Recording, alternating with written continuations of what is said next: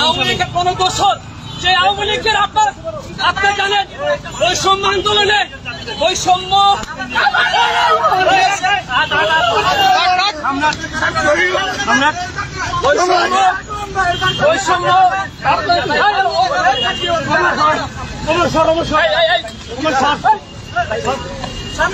বৈষম্য আন্দোলনে যে আপনার সাধারণ শিক্ষার্থীর উপরে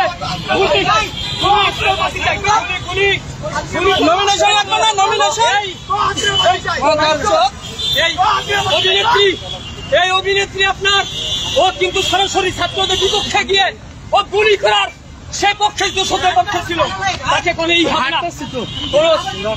ছাড় হবে না। সমস্যা কি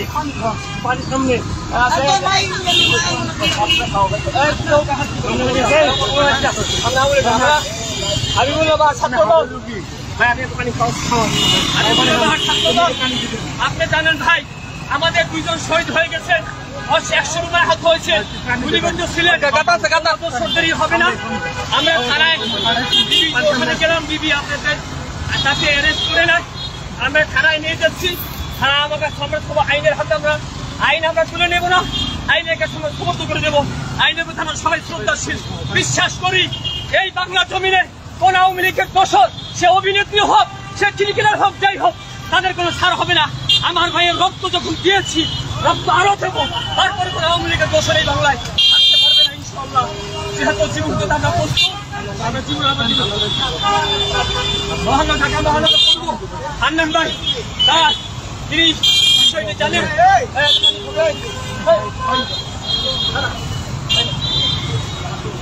আমরা চাচ্ছি আইনের কাছে তুলে দেবো, আইন অবশ্যই তাদের বিচার করবে।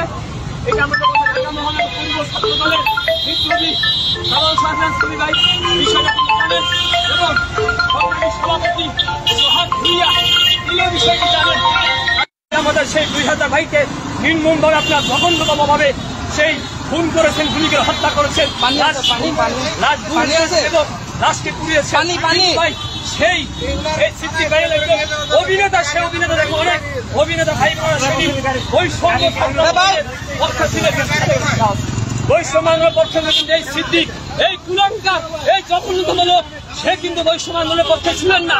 এ কিন্তু ডিরেক্ট হাসিনার পক্ষ নিয়ে দোষর নিয়ে সাধারণ শিক্ষার্থীদের বাংলাদেশের বিপক্ষে তিনি দাঁড়িয়েছিলেন এবং বাংলাদেশের ছাত্রদের যে পরিমাণ ভুল করেছিলেন তাদের পক্ষে তিনি দাঁড়িয়েছিলেন একটিমাত্র আসনের জন্য।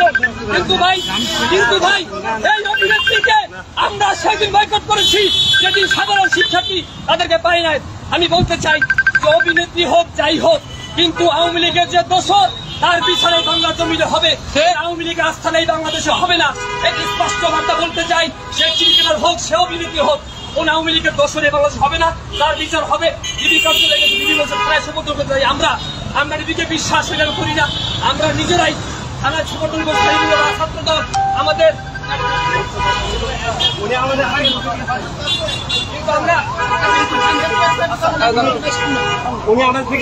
কিন্তু আমরা দেখেন আমরা তাকে যথেষ্ট সম্মান দেখিয়েছি, আমরা তাদেরকে কোনই করি নাই। জনগণ তাকে দেখে সৃষ্টি করছে। ঢাকা মহানগর পূর্ব ছাত্র দলের বিপ্লবী সভাপতি সব বুঝে ভাই তিনি বিষয়টি তিনি তাকে যখন বলা হয়েছে এবং সাধারণ সম্পাদক হান্নান শরীফ ভাই সে বলেছেন ছাত্রদল কখনো আইন হাতে তুলে নেয় না। আমরা থানার কাছে সমর্থন করছি আমরা এবং আদালতের মাধ্যমে বাংলার জন্য তার বিচার হবে। কথা দ্বিতীয় কথা হলো ভাই ছাত্র দলের কেন্দ্রীয় সংসদের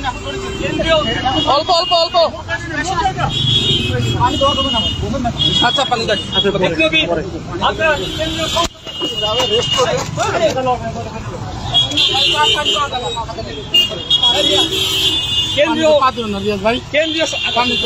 কেন্দ্রীয় সংসদের আপনার দুটো সংসদ জগন্নাথ বিশ্ববিদ্যালয় আপনার সাবেক ছাত্রনেতা আসেন ভাই তাকে ধরা হয় ভাই। আমরা কিন্তু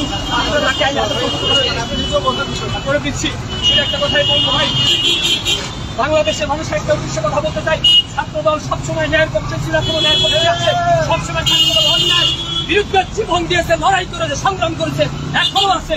কোন দোষরা দোষরের ছাত্রদল বিগত দিনও ক্ষমা করেনি, কোনো ঘটনা ভবিষ্যতে ইনশাআল্লাহ করবে না। যদি জীবন দিতে হয়, আমার যে ভাই বোনেরা গুম হয়েছেন, খুব হয়েছেন, শহীদ হয়েছে, আমি সাইবর আবার শহীদ হবো, কিন্তু আওয়ামী লীগের সাথে কোনো আতাপ না, আওয়ামী লীগের দোষদের সাথে কোনো আতাপ না।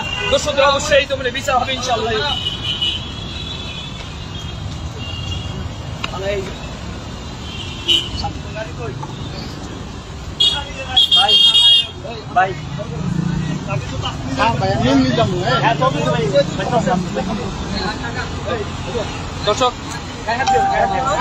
দর্শক আপনারা দেখতে পাচ্ছেন আওয়ামী লীগের একজন দালাল সিদ্দিককে আমরা ছাত্র জনতা হাতে পেয়ে পুলিশে হস্তান্তর করছি।